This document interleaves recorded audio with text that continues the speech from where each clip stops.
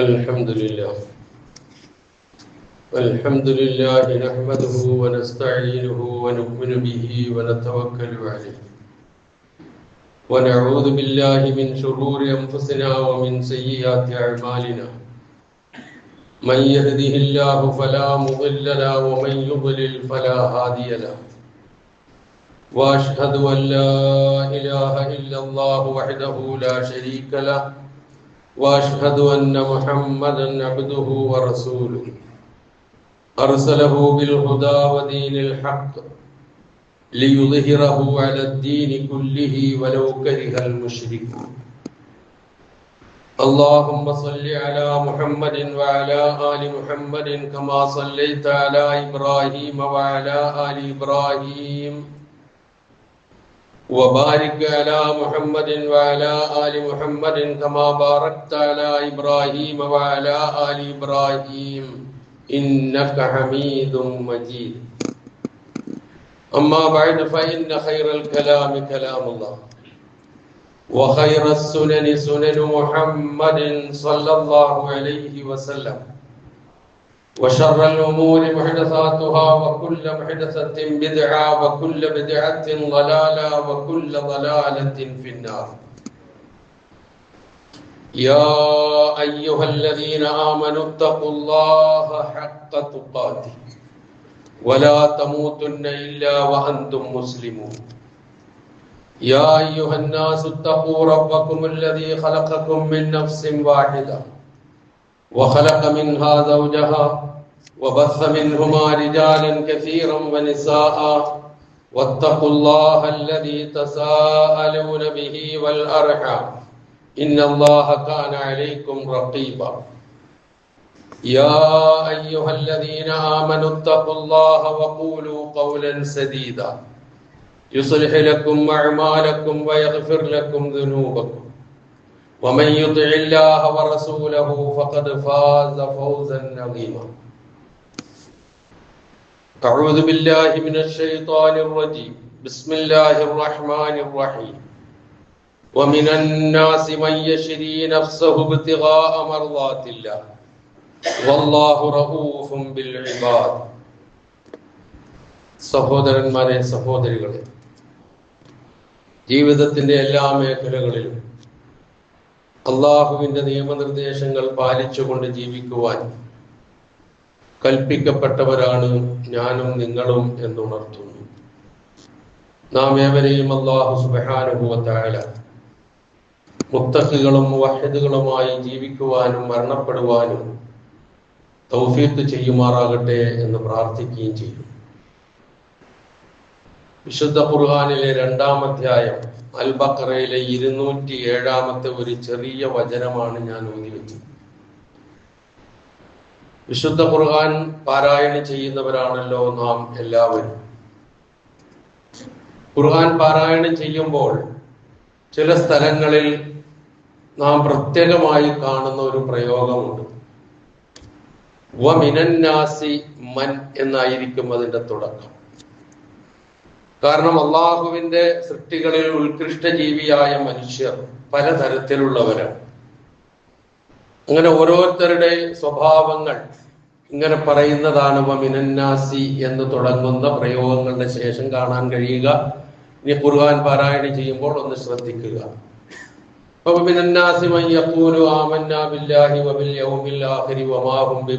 ജനങ്ങളിൽ ചില ആൾക്കാരുണ്ട്, അവര് ഞങ്ങൾ അള്ളാഹുവിലും അന്ത്യദിനത്തിലും വിശ്വസിച്ചിരിക്കുന്നു എന്ന് പറയും, പക്ഷെ അവർ വിശ്വാസികളല്ല. ഒരു രൂപമാണ് ഞാൻ ഈ പറഞ്ഞത്. ഇതുപോലെ വിശുദ്ധ ഖുർആനിൽ പരാമർശിച്ച ഒരു പരാമർശമാണ് വമിനന്നാസി. ജനങ്ങളിലുണ്ട് മൻ ചില ആളുകൾ, യശ്രീ നഫ്സഹു അവർ അവരുടെ സ്വന്തത്തെ വിൽക്കുന്നു, ഇബ്തിഗാഅ മർളാത്തില്ലാഹി അള്ളാഹുവിന്റെ തൃപ്തി അവന്റെ പൊരുത്തം മാത്രം തേടിക്കൊണ്ട് ആഗ്രഹിച്ചുകൊണ്ട് കാക്ഷിച്ചുകൊണ്ട്, അള്ളാഹുവിന്റെ തൃപ്തി മാത്രം കാക്ഷിച്ചുകൊണ്ട് സ്വന്തം ജീവിതത്തെ തന്നെ വിൽക്കുന്ന ആളുകൾ ജനങ്ങളിലുണ്ട്. വല്ലാഹു റഊഫും ബിൽ ഇബാദ് അള്ളാഹു അവന്റെ ദാസന്മാരോട് ഏറെ ദയയും കനിവും ഉള്ളവനാകുന്നു എന്നാണ് ഇതിന്റെ അർത്ഥം. അപ്പൊ അള്ളാഹുവിന്റെ പ്രീതിയും പൊരുത്തവും മാത്രം ലക്ഷ്യമാക്കി ഏത് ത്യാഗം സഹിക്കാനും തൻ്റെ സ്വത്തും തൻ്റെ പ്രതാപവും മാത്രമല്ല സ്വന്തം ജീവൻ പോലും അള്ളാഹുവിന് വേണ്ടി ബലി കഴിക്കാൻ ഒരുക്കമുള്ള നിഷ്കളങ്കരും വിശിഷ്ട മനസ്കരുമായ ആളുകളെ പറ്റിയാണ് ഈ വചനത്തിന്റെ പ്രയോഗം. ജീവിതത്തിന്റെ ഓരോ നിമിഷവും അവർ മരണാനന്തര ജീവിത സൗഭാഗ്യത്തിന് വേണ്ടി നന്മകൾ വാരിക്കൂട്ടുന്ന സ്വഭാവക്കാരായിരിക്കും എന്നാണ് വളരെ ചുരുക്കത്തിൽ ഇതിന്റെ ഒരാശയം പറഞ്ഞാൽ. ഈ വചനം മഹാനായ സുഹൈബുർ റൂമി റളിയല്ലാഹു അൻഹുവിനെ കുറിച്ച് അവതരിച്ചതാണ് എന്നും അല്ല, ഇത് സുഹൈബിനെ പോലെയുള്ള ആൾക്കാരെ ഉദ്ദേശിച്ചാണ് എന്നും മുഫസ്സിറുകൾ വിവിധ അഭിപ്രായങ്ങൾ രേഖപ്പെടുത്തുന്നുണ്ട്. ഏതായിരുന്നാലും സുഹൈബ് റളിയല്ലാഹു അൻഹു ഇതിലെ ഒരു പരാമർശ വിഷയമാണ്. അപ്പൊ അതിലൂടെ നമ്മൾക്ക് ഇതിന്റെ വിശദീകരണത്തിലേക്ക് കിടക്കാം. പരിശുദ്ധ ഇസ്ലാമിലേക്ക് ഏറ്റവും ആദ്യമായി കടന്നു വന്ന, അതായത് അബൂബക്കർ സിദ്ദീഖ് റളിയല്ലാഹു അൻഹുവിന്റെയും അലി ഇബ്നു അബീ താലിബ് റളിയല്ലാഹു അൻഹുവിന്റെയും ബിലാൽ ഇബ്നു റബാഹ് റളിയല്ലാഹു അൻഹുവിന്റെ ഒക്കെ ശ്രേണിയിൽ ആ രൂപത്തിൽ നമുക്ക് വെക്കാവുന്ന ചരിത്രം നമുക്ക് പറഞ്ഞു തരുന്ന ഒരു മഹാനായ സഹാബിയാണ് സുഹൈബ് റളിയല്ലാഹു അൻഹു. ചരിത്രം പരിശോധിച്ചാൽ അറബി രാഷ്ട്രത്തിൽ നിന്ന് പുറത്തായി പറയുന്ന മൂന്നാളുകളുടെ പേരുകൾ പലരുമുണ്ട്. അതിൽ പ്രധാനമായി പറയപ്പെടുന്ന ആളുകളുടെ പേരുകളുണ്ട്. ഒന്ന് സൽമാനുൽ ഫാരിസി, പേർഷ്യക്കാരനാണ്. രണ്ട് ബിലാലുൽ ഹബശി, അബസീനിയക്കാരനാണ്. മറ്റൊന്ന് സുഹൈബുർ റൂമി, റോംകാരനാണ്. ആ പ്രയോഗത്തിൽ നിന്ന് തന്നെ അവരുടെ നാടുകൾ നമുക്ക് മനസ്സിലാക്കാൻ കഴിയും. അപ്പൊ ഈ സുഹൈബ് റളിയല്ലാഹു അൻഹു ഞാൻ സൂചിപ്പിച്ചതുപോലെ ഇസ്ലാമിലേക്ക് അസ്സാബിഖൂനൽ അവ്വലൂൻ എന്ന് പറഞ്ഞ് ഏറ്റവും ആദ്യം കടന്നു വന്നവരിൽ പെട്ടതാണ് എന്ന് നാം മനസ്സിലാക്കുന്നു. ശരിക്കും അദ്ദേഹം ഇറാഖുകാരനാണ്. ചെറുപ്പകാലത്തൊരു യുദ്ധത്തിൽ റോമക്കാർ അദ്ദേഹത്തെ പിടിച്ച് അടിമയാക്കി കൊണ്ടുപോയി. അങ്ങനെയാണ് റോമുമായി അദ്ദേഹത്തെ ചേർത്ത് പറയുന്നത്. കാലക്രമേണ അദ്ദേഹം അങ്ങനെ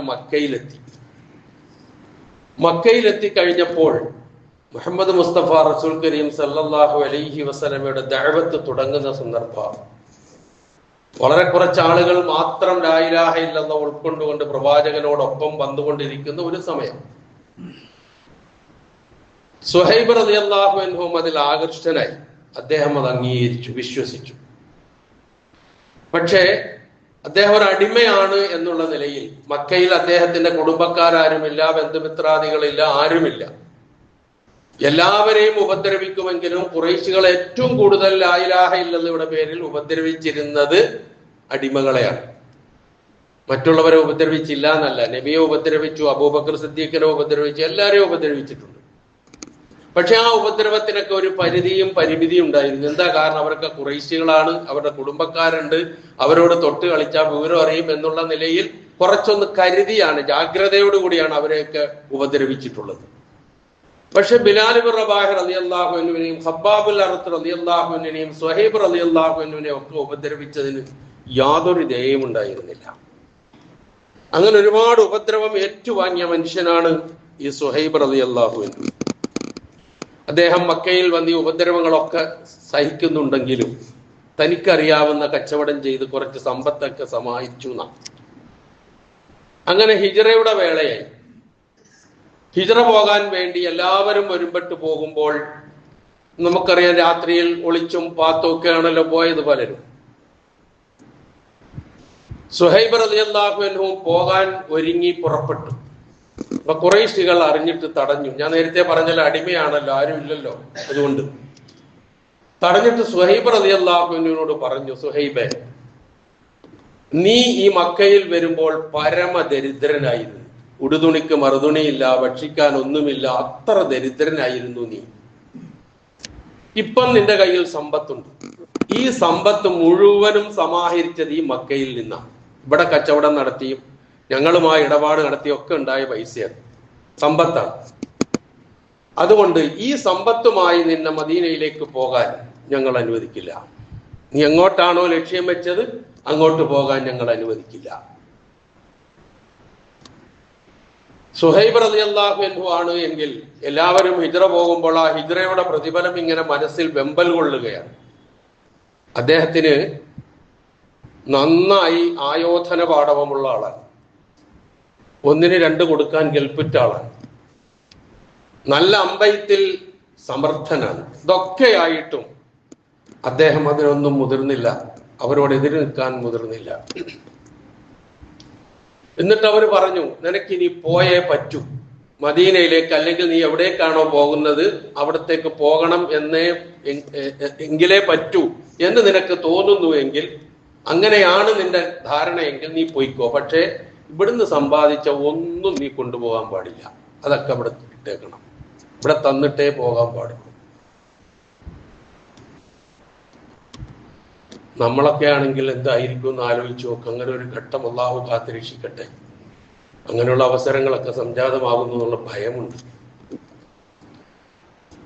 അങ്ങനെ ഇട്ട് പോകാൻ നമ്മൾ തയ്യാറാവുമോ? സുഹൈബ് റളിയല്ലാഹു അൻഹു പറഞ്ഞു, എനിക്കൊന്നും വേണ്ട, എല്ലാം നിങ്ങൾ എടുത്തു, എന്റെ മദീനയിലേക്ക് പോകാൻ അനുവദിച്ചാൽ മതി. എനിക്കെന്റെ വിശ്വാസവും എന്റെ ആദർശവുമാണ് വലുത്, ഞാൻ പോവുകയാണ്, ബാക്കിയൊക്കെ നിങ്ങൾ എടുത്തു. അങ്ങനെ ആണ് സുഹൈബ് റളിയല്ലാഹു അൻഹു ഹിജ്റ പോയത് എന്നാണ്. ആ വിവരം അറിഞ്ഞ നബി സല്ലല്ലാഹു അലൈഹി വസല്ലം പറഞ്ഞു അത്രേ, സുഹൈബ് ലാഭം നേടി, സുഹൈബിന്റെ കച്ചവടം ലാഭകരമായി എന്ന് പറഞ്ഞു എന്നാണ് ഈ വിവരം അറിഞ്ഞിട്ട് നബി സല്ലല്ലാഹു അലൈഹി വസല്ലം.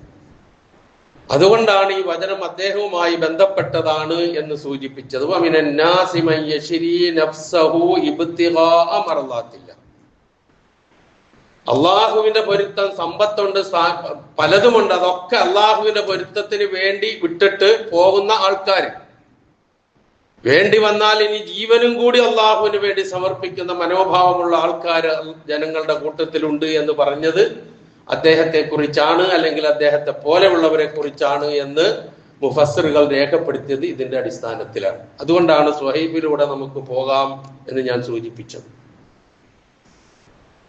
അന്ന് ഇങ്ങനെയുള്ള ആളുകൾ, അവർക്ക് ഏറ്റവും വലുത് അള്ളാഹുവിന്റെ തൃപ്തിയാണ്, പരലോക മോക്ഷമാണ്, അവിടുത്തെ സൗഭാഗ്യമാണ്, അതിനു വേണ്ടിയാണ് ഇവിടെ ജീവിക്കുന്നത്, ഇവിടുത്തെ നന്മകൾ സമാഹരിക്കുന്നതൊക്കെ അതിനു വേണ്ടിയാണ് എന്ന ചിന്തയുള്ളവരായിരുന്നു എല്ലാവരും. സുഹൈബിനെ നമ്മൾ കേട്ടു. അതുപോലെ കേൾക്കേണ്ട ഒരു ചരിത്ര സംഭവമാണ് ഒരു അയറാബിയായ മനുഷ്യൻ നബി സല്ലല്ലാഹു അലൈഹി വസല്ലം അടുക്കൽ വന്ന് മുസ്ലിമായി, പ്രവാചകനെ ഫോളോ ചെയ്തു, പിൻപറ്റി പ്രവാചകന്റെ അനുയായിയായി. എന്നിട്ട് അദ്ദേഹം പറഞ്ഞു, പ്രവാചകരെ, അങ്ങയോടൊപ്പം ഹിജ്റ പോകാൻ എനിക്കും ആഗ്രഹമുണ്ട്. നബി സല്ലല്ലാഹു അലൈഹി വസല്ലം തന്റെ സഹാബികളോട് ഹിജ്റ പോകുമ്പോൾ ഇദ്ദേഹത്തെ കൂടി പരിഗണിച്ചേക്കണമെന്ന് അവരോട് ഉപദേശിച്ചു, വസിയത്ത് ചെയ്തു. അങ്ങനെ ഒരു യുദ്ധമുണ്ടായി. ആ യുദ്ധത്തിൽ ഗനീമത്ത് സ്വത്ത് കിട്ടി, യുദ്ധാർജിത സ്വത്ത്.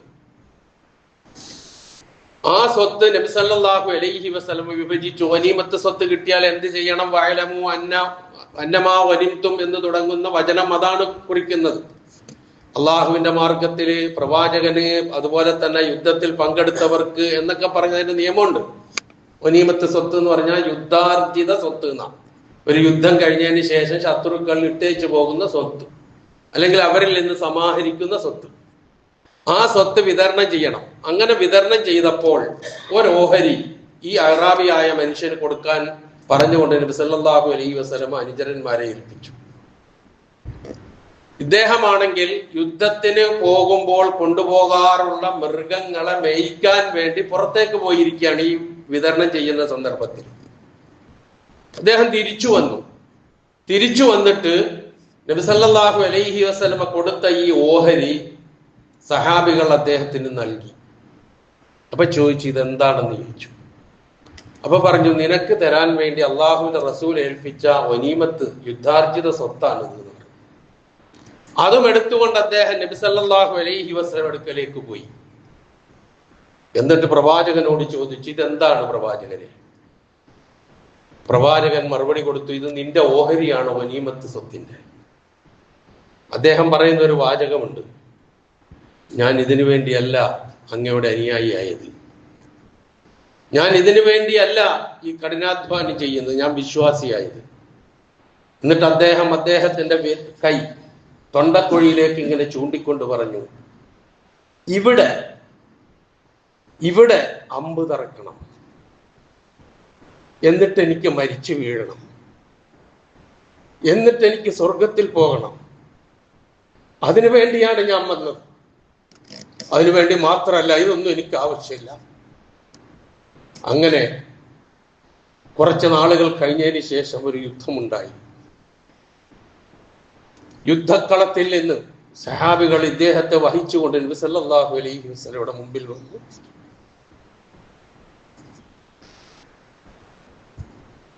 ഇത് പറഞ്ഞപ്പോൾ നബി സല്ലല്ലാഹു അലൈഹി വസല്ലം ഇതിനാണ് ഞാൻ വന്നതെന്ന് പറഞ്ഞപ്പോൾ പറഞ്ഞു, നീ സത്യസന്ധമായിട്ടാണ് നീ പറയുന്നതെങ്കിൽ നിന്റെ ആഗ്രഹം അള്ളാഹു സാക്ഷാത്കരിക്കും എന്ന് നബി പറഞ്ഞു വെച്ചിട്ടുണ്ടായിരുന്നു. അങ്ങനെ ഇദ്ദേഹത്തെ ചുമന്നുകൊണ്ടുവന്ന് റസൂലിന്റെ മുമ്പിൽ വെച്ചു. അത് ആ പറഞ്ഞ സ്ഥലത്ത് തന്നെ അമ്പ് തറച്ച് മരണപ്പെട്ടിട്ട്. അപ്പൊ റസൂൽ ചോദിക്കുന്നുണ്ട്, ഹുവ ആ വ്യക്തിയാണോ ഇത് എന്ന് നബി സല്ലല്ലാഹു അലൈഹി വസല്ലം ചോദിക്കുമ്പോൾ സഹാബികൾ അതെ എന്ന് മറുപടി പറഞ്ഞപ്പോൾ പ്രവാചക തിരുമേനി സല്ലല്ലാഹു അലൈഹി വസല്ലം പറഞ്ഞു, സദഖല്ലാഹ ഫസദഖഹു. അള്ളാഹുവിനെ സംബന്ധിച്ച് അവൻ സത്യസന്ധത പുലർത്തി, അള്ളാഹു അവനെ സംബന്ധിച്ചും സത്യസന്ധത പുലർത്തി, അവന്റെ ലക്ഷ്യം അള്ളാഹു സാക്ഷാത്കരിച്ചു കൊടുത്തു എന്ന് പറഞ്ഞിട്ട് ثم كفنه النبي صلى الله عليه وسلم في جبة النبي صلى الله عليه وسلم. പ്രവാചകന്റെ ജുബ്ബ ഊരിയിട്ടതിൽ അദ്ദേഹത്തെ കഫം പൊതിഞ്ഞു. എന്നിട്ട് പ്രവാചകൻ തന്റെ മുമ്പിൽ വെച്ച് അദ്ദേഹത്തിന് വേണ്ടി നമസ്കരിച്ചു. സാധാരണ നമസ്കാരത്തിലെ മയ്യത്ത് നമസ്കാരത്തിലെ പ്രാർത്ഥനയൊക്കെ പ്രാർത്ഥിച്ചതോടൊപ്പം തന്നെ റസൂൽ അവിടെ വെച്ചൊരു പ്രാർത്ഥന നടത്തി. അല്ലാഹുമ്മ ഹാദാ അബ്ദുക ഖറജ മുഹാജിറൻ ഫീ സബീലിക ഫഖുതില ഷഹീദൻ അന ഷഹീദുൻ അലാ ദാലിക്. എന്തൊരു സൗഭാഗ്യമുള്ള മനുഷ്യനാണത്. സാധാരണ മയ്യത്ത് നിസ്കാരത്തിലൊക്കെ നമ്മൾ പ്രാർത്ഥിക്കുന്ന പ്രാർത്ഥന ഉണ്ടല്ലോ, അതോടൊപ്പം പറഞ്ഞതാണ്. അത്ര റസൂൽ അങ്ങോട്ട് ഇഷ്ടപ്പെട്ടു പോയ ആളിനെ ആ പറഞ്ഞ വാക്കൊക്കെ റസൂലിന്റെ മനസ്സിലുണ്ട്. റസൂല് പറഞ്ഞത്, അല്ലാഹുവേ ഹാദാ അബ്ദുക, ഇതാ നിന്റെ ദാസൻ, ഖറജ മുഹാജിറൻ ഫീ സബീലിക, നിന്റെ മാർഗത്തിൽ എല്ലാം ഇട്ടെറിഞ്ഞു ഉപേക്ഷിച്ചു വന്ന പുറപ്പെട്ട ആളാണിവൻ.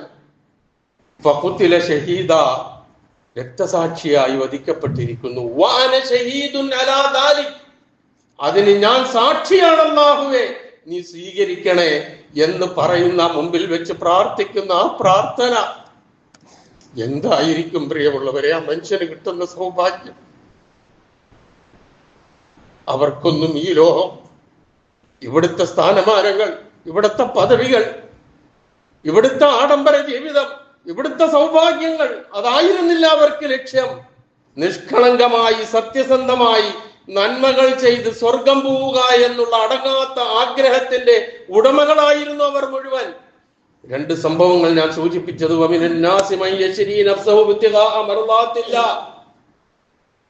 നമ്മിൽ ജനങ്ങൾ ഇങ്ങനെയുള്ളവരുണ്ട്, നമ്മൾക്കാവുമോ കഴിയുമോ അല്ലാഹു അലം. അതുപോലെ നന്മയുടെ കാര്യത്തിൽ നന്മ ഞാൻ നേരത്തെ സൂചിപ്പിച്ചു, നന്മകൾ പ്രവർത്തിക്കാതെ സ്വർഗീയ സൗഭാഗ്യം കിട്ടൂല. അത് നന്മകൾ തന്നെ ആയിരിക്കണം. وأما من ثقلت موازينه فهو في عيشة راضية وأما من خفت موازينه فأمه هاوية وما أدراك ما هي نار حامية.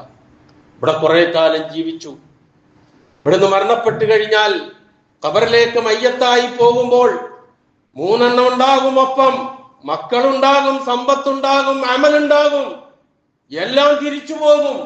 അമല് മാത്രമേ ഒപ്പം ഉണ്ടാവുകയുള്ളൂ.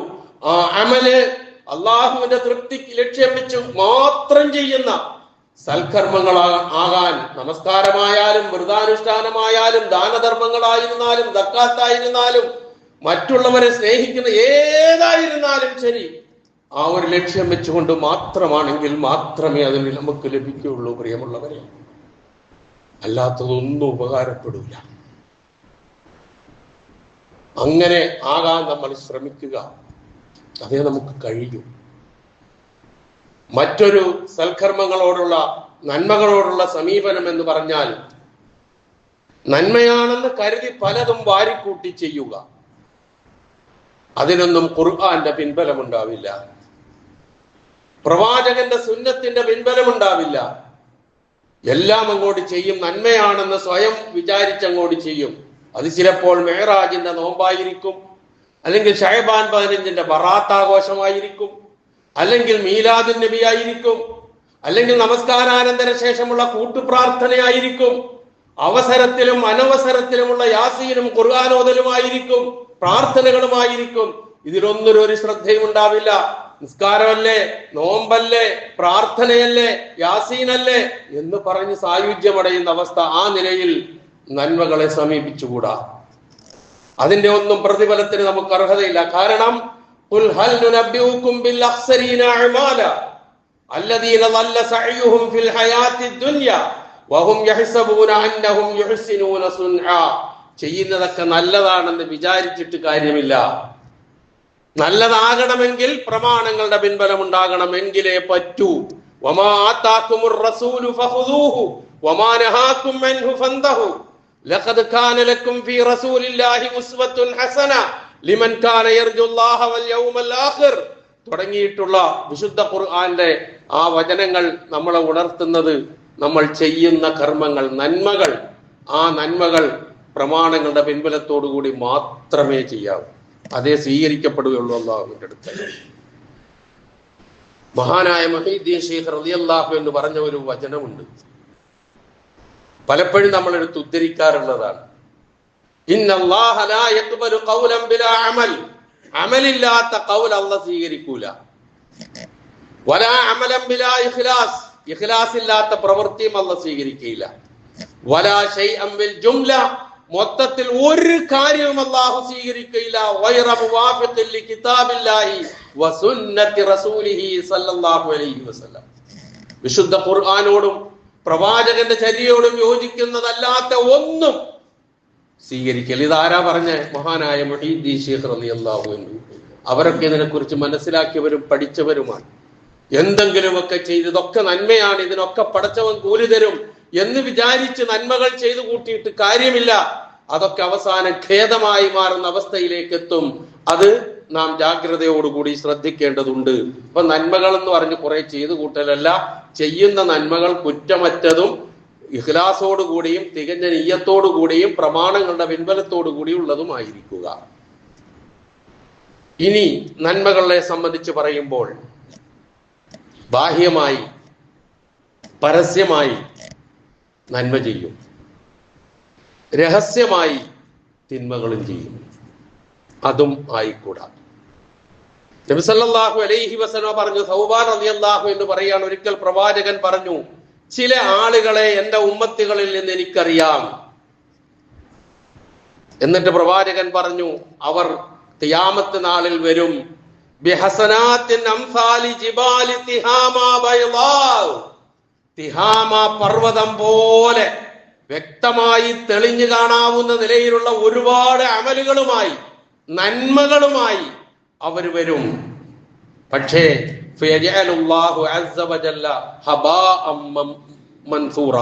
അല്ലാഹു അതൊക്കെ ധൂളികളാക്കി മാറ്റും.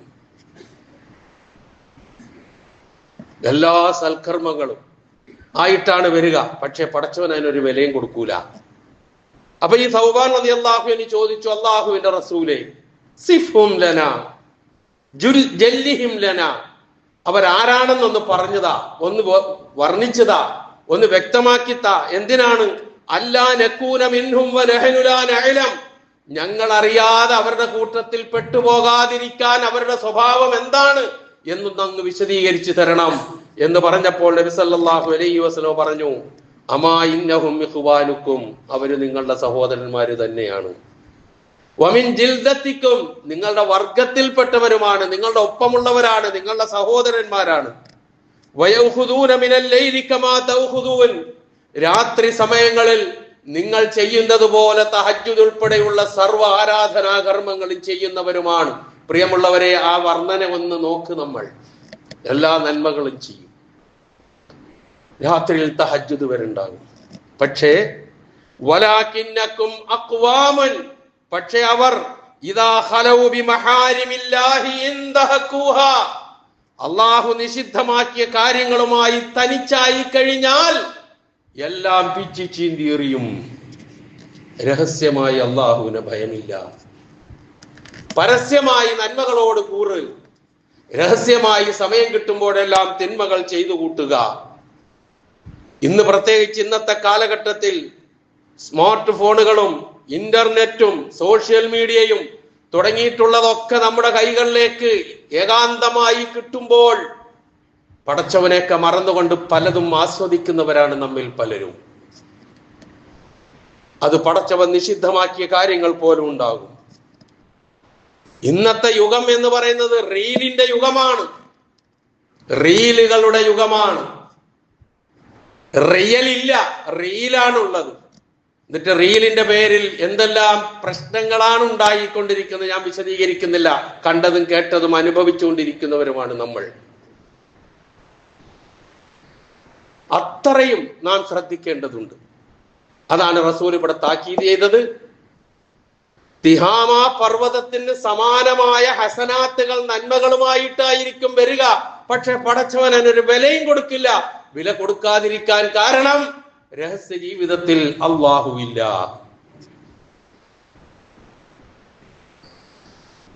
അല്ലാഹുമ്മ ഗ്ഫിർലി മാ ഖദ്ദംതു വമാ അഖർതു വമാ അസ്റർതു വമാ അഅലൻതു. അതുകൊണ്ടാണ് ഈ പ്രാർത്ഥന പഠിപ്പിക്കുന്നത്. സംഭവിക്കാൻ മനുഷ്യരാണ് നമ്മളൊക്കെ. പടച്ചവനെ, ഞാൻ മുൻകൂട്ടി ചെയ്തത്, ഞാൻ പിന്തിച്ച് ചെയ്തത്, വമാ അസ്റർതു, ഞാൻ പരമരഹസ്യമായി ചെയ്തത്, വമാ അഅലൻതു, ഞാൻ പരസ്യമായി ചെയ്തത്, എല്ലാം എനിക്ക് നീ പുറത്തു തരണേ. അർത്ഥം അറിഞ്ഞ് ഉൾക്കൊണ്ടുകൊണ്ടായിരിക്കണം നമസ്കാരത്തിലെ ആ പ്രാർത്ഥന നമ്മൾ പ്രാർത്ഥിക്കേണ്ടത്. കാരണം ഈ പറഞ്ഞ ഗണത്തിലായിരിക്കും ഞാനും നിങ്ങളും ഉണ്ടാവുക, അധികവും ഇല്ലാത്തവരുണ്ടാകാം. അതാണ് നന്മയോടും തിന്മയോടുമുള്ള സമീപനത്തെ കുറിച്ച് പറഞ്ഞത്. പിന്നെ വേറൊരു വിഭാഗത്തെ കാണാം, അവർക്ക് നന്മ ചെയ്യാൻ ഒരുപാട് ആഗ്രഹമുണ്ട്. നന്മ ചെയ്യാൻ ഒരുപിടി ആഗ്രഹമുണ്ട്, പക്ഷെ അതിനുള്ള തൗഫീക്ക് ലഭിക്കാത്ത ആൾക്കാർ. അള്ളാഹിന്റെ തൗഫീക്ക് ഉണ്ടെങ്കിലേ എന്തും ചെയ്യാൻ കഴിയുള്ളൂ. ഇവർക്ക് ഒരുപാട് ആഗ്രഹമുണ്ട്, എനിക്ക് ധർമ്മം ചെയ്യണം, കൊടുക്കൂല. എന്തേ? പടച്ചോന്റെ തൗഫീക്കില്ല.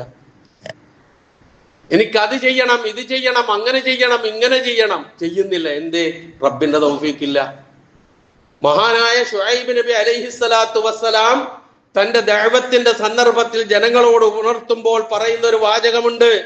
ഇൻ ഉരീദു ഇല്ലൽ ഇസ്ലാഹ മസ്തതഅതു വമാ തൗഫീഖി ഇല്ലാ ബില്ലാഹ് അലൈഹി തവക്കൽതു വഇലൈഹി ഉനീബ്. സാധാരണ വഅളുകൾ പ്രഭാഷണങ്ങൾ തുടങ്ങുമ്പോൾ ചില പണ്ഡിതന്മാരൊക്കെ ഇതെടുത്ത് ഉദ്ധരിക്കാറുണ്ട്.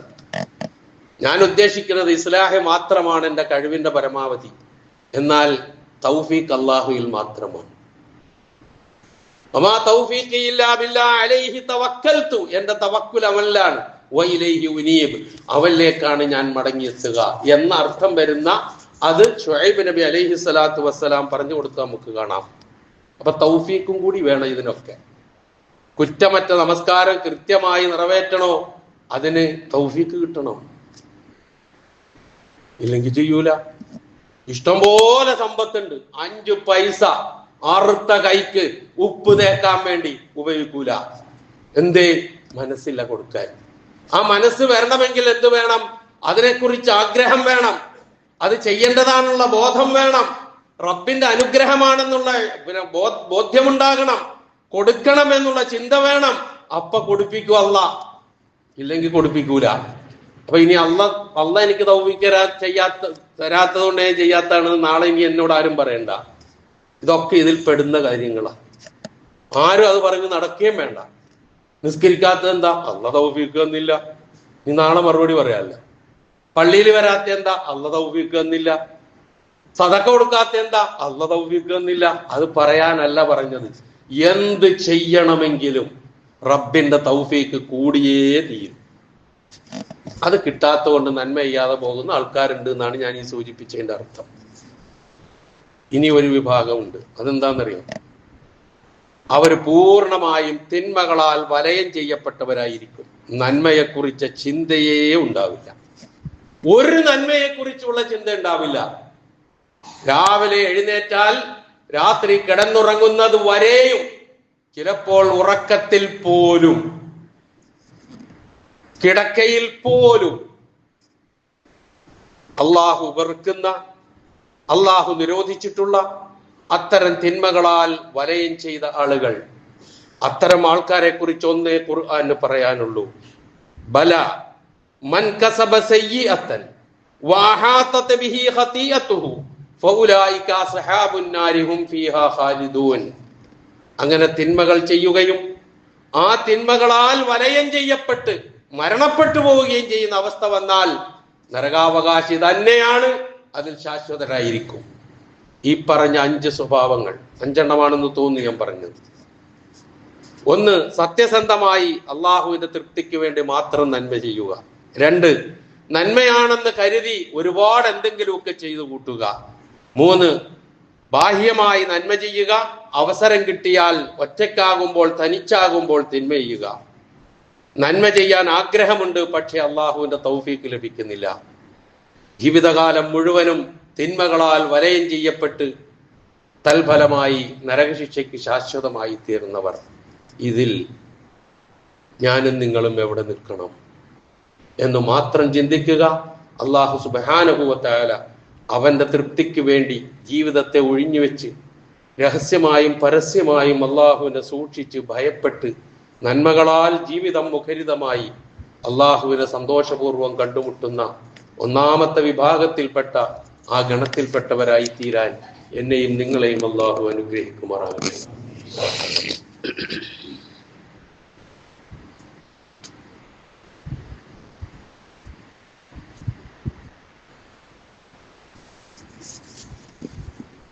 അൽഹംദുലില്ലാഹ് الذي هدانا لهذا وما كنا لنهتدي لولا أن هدانا الله والصلاة والسلام على أشرف الأنبياء والمرسلين وعلى آله وصحبه أجمعين أما بعد اتقوا الله عباد الله.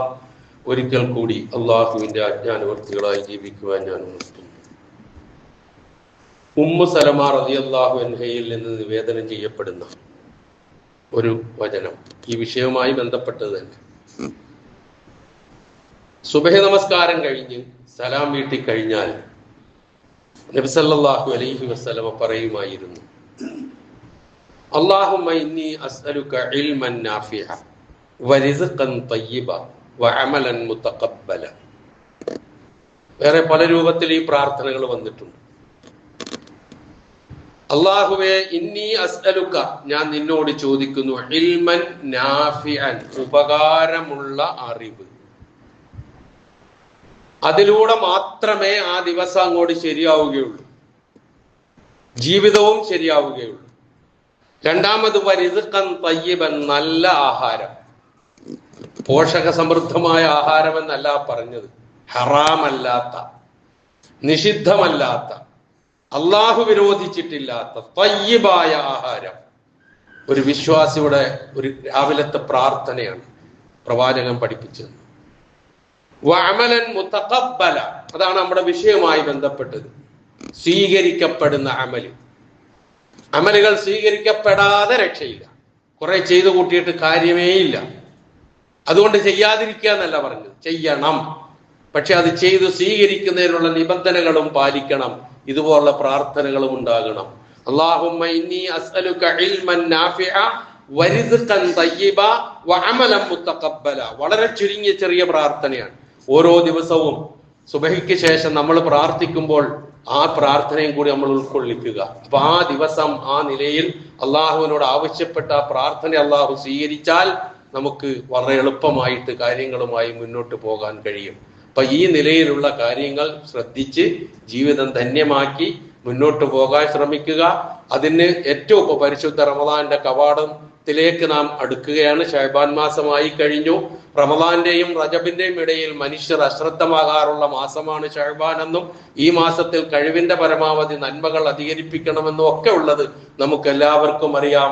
ആ നാളുകളിലാണുള്ളത്.